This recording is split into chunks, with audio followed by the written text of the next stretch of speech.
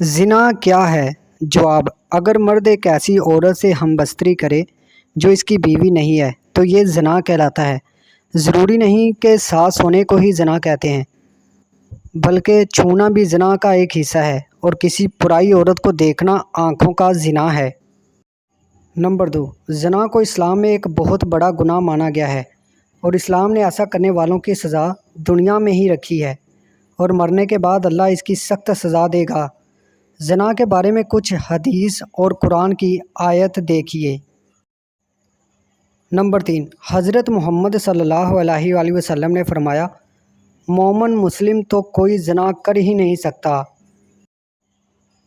अल्लाह ताला कुरान में फरमाता है, और देखो ज़िना के करीब भी ना जाना, वो बेहयाई और बुरी राह है।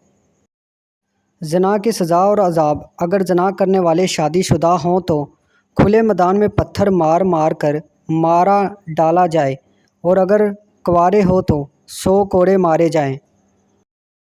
आजकल देखने में आया है कि इस गुनाह में बहुत से लोग शामिल हैं, ख़ास करके इस बाज़ार में शामिल है जहां औरतें और मर्द जाते हैं। किसका हाथ किसको लग रहा है, कहां लगता है, कुछ मालूम नहीं होता, चाहे लड़का हो या लड़की। और फिर इस गुनाह करने के बाद अपने दोस्तों को बड़ी शान से सुनाते हैं, बल्कि इनको भी ऐसा करने की राय देते हैं। अगर कोई लड़का या लड़की कोई गलत काम करता है तो इसका गुनाह इसके माँ बाप को भी मिलता है, क्योंकि उन्होंने इसकी जल्दी शादी नहीं की जिसकी वजह से वो गलत काम करने लगे। और एक जगह अल्लाह ने कुरान में फरमाया, पाक दामन लड़कियां पाक दामन लड़कों के लिए हैं। इसका मतलब यह है कि अगर आप अच्छे हैं तो अल्लाह आपको भी अच्छी बीवी, और ख़राब हैं तो समझ लीजिए।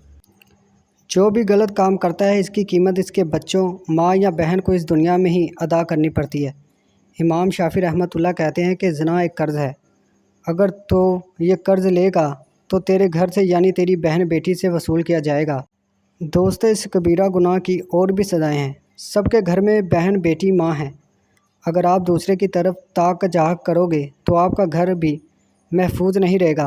अल्लाह हम सब को इस बड़े गुनाह से बचाए। आज आप ये पोस्ट अगर किसी एक को भी शेयर करें तो आप सोच भी नहीं सकते कितने लोग अल्लाह से तौबा कर लेंगे इंशाअल्लाह।